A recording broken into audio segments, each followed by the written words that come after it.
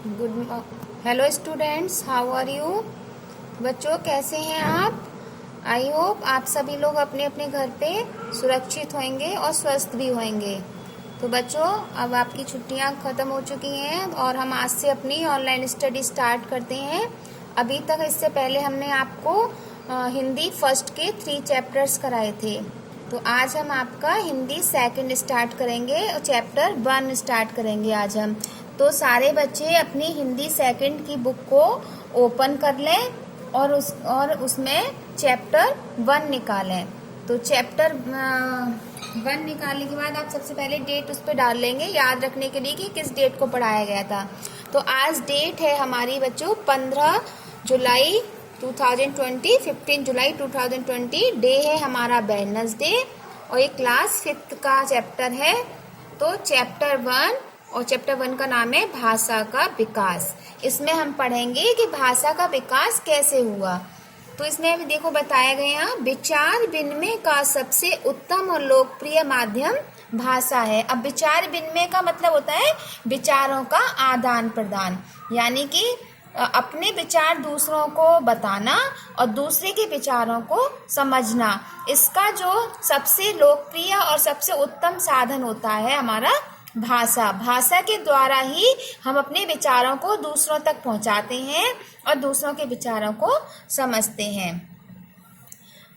जैसे कि इसमें एक उदाहरण दिया है, आप स्कूल जाते हैं, आपको कक्षा में अध्यापक पढ़ाते हैं, श्याम पट पर लिखकर समझाते हैं। अध्यापक उन्हें भावों तथा विचारों को बोलकर, पढ़कर, लिखकर जिस माध्यम के द्वारा तक आप तक पहुंचाते हैं और जिस माध्यम के द्वारा उनके भावों विचारों को समझते से भाषा कहते हैं। बच्चों, अब सीधी साफ भाषा में आपको बताएं तो जैसे कि आपको टीचर क्लास में पढ़ाते हैं, वो जो भी कुछ बोलते हैं तो उसको भाषा बोलते हैं। अगर टीचर बोलेगा नहीं तो आप किस तरीके से समझेंगे कि वो हमसे क्या कहना चाहता है, और आप उसका जवाब नहीं देंगे तो टीचर कैसे समझेगा कि आप क्या कहना चाह रहे हो। तो जो भी हम बोलकर अपने विचारों का आदान प्रदान करते हैं या पढ़कर या लिखकर दूसरों को समझाते हैं, तो उसी को हम भाषा कहते हैं। भाषा की परिभाषा लिखेंगे तो लिखेंगे अपने मन के भावों और विचारों को बोलकर या लिखकर प्रकट करने के माध्यम को भाषा कहते हैं। तो बच्चों, समझ में आ गया आपको भाषा किसे कहते हैं? अपने मन के भावों और विचारों को दूसरों को बोलकर या लिखकर बताना और दूसरों के विचारों को समझना, उसको ही हम भाषा कहते हैं। अब आता है भाषा के प्रकार। भाषा के मुख्य रूप से 2 प्रकार होते हैं। नंबर 1 मौखिक भाषा, नंबर 2 लिखित भाषा। अब मौखिक भाषा क्या होती है बच्चों?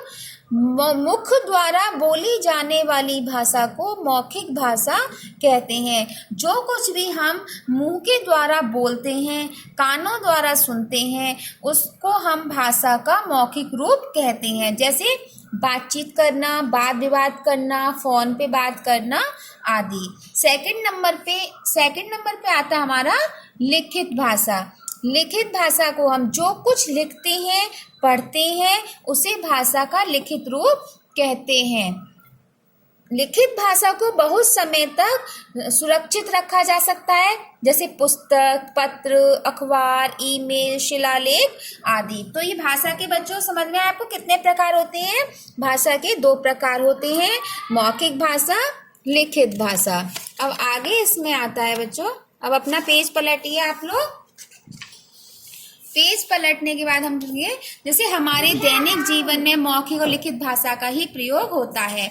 विश्व में अनेक प्रकार की भाषा बोली जाती है वैसे तो बच्चों, लेकिन भारत में विभिन्न राज्यों में भिन्न भिन्न भाषाएं बोली जाती हैं। जैसे अंग्रेजी, मराठी, गुजराती, उड़िया, मलयालम, तेलुगु, पंजाबी और हिंदी।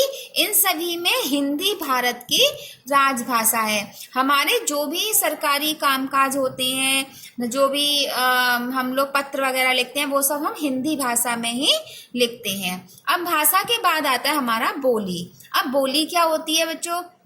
जो एक सीमित क्षेत्र में एक विशेष प्रकार की जो बोली जाती है भाषा, उसको हम बोली कहते हैं। जैसे कि हम यहाँ अपने जहाँ हम रह रहे हैं वहाँ पर हमारी क्या होती है, ब्रज भाषा बोली जाती है, क्योंकि हम ब्रज में रहते हैं। तो ये हमारे एक सीमित क्षेत्र में ही बोली जाती है। अगर हरियाणा में चले जाएं हम तो हमें हरियाणवी भाषा बोली जाती है। तो ये एक सीमित क्षेत्र में जो भाषा बोली जाती है वो उसकी उस क्षेत्र की बोली कहलाती है। भाषा का क्षेत्र विस्तृत होता है जबकि बोली का क्षेत्र सीमित होता है। हमारे देश में अनेक बोलियां बोली जाती हैं, जैसे अवधी, ब्रज, हरियाणवी, खड़ी बोली आदि। बोली केवल बोलचाल में काम आती है, इसका कोई लिखित रूप नहीं होता। ये बोली जो होती है इसमें हम कोई लिखने वाला काम नहीं करते हैं, ये केवल हमारे मुंह से जो भी हमारे यहाँ की भाषा होती है, जैसे आपके गांव की जो भाषा है आप उसी भाषा में बात करते हो, लेकिन जब आप अपना वर्क करते हो, अपना कोई भी काम करते हो, तो वो आप भाषा हिंदी भाषा में या इंग्लिश भाषा में ही लिखते हो। अब भाषा के बाद आती है हमारी लिपि। अब लिपि किसे कहते हैं बच्चों? किसी भाषा को लिखने के लिए हम जिन ध्वनि चिन्हों या वर्णों का प्रयोग करते हैं उसे हम भाषा लिपि कहते हैं। भाषा और लिपि में बहुत गहरा संबंध होता है।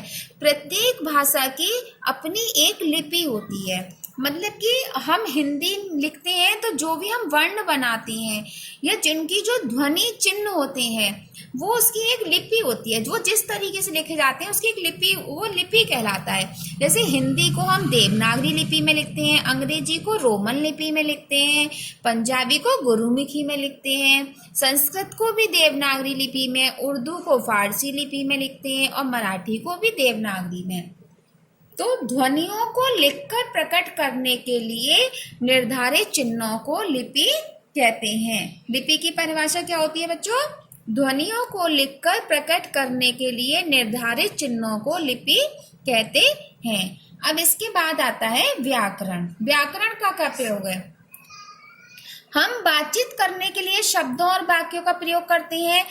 वाक्य का निर्माण शब्दों से और शब्दों का निर्माण वर्णों से मेल से होता है। व्याकरण इन शब्दों और वर्णों को व्यवस्थित रूप प्रदान करता है। व्याकरण द्वारा ही हम किसी भाषा को शुद्ध बोलना, पढ़ना तथा लिखना सीखते हैं।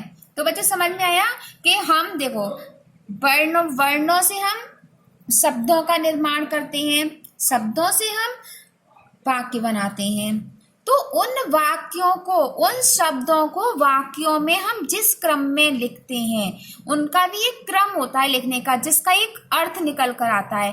तो उसी व्यवस्थित रूप को हम व्याकरण कहते हैं। किसी भी भाषा को हम शुद्ध रूप से तभी बोल पढ़ लिख पाते हैं जब हमको व्याकरण का पूर्ण ज्ञान होता है। तो अगर हम व्याकरण की परिभाषा लिखें तो हम लिखेंगे व्याकरण वह साधन है जिसके द्वारा हम किसी भाषा को शुद्ध बोलना, पढ़ना और लिखना सीखते हैं।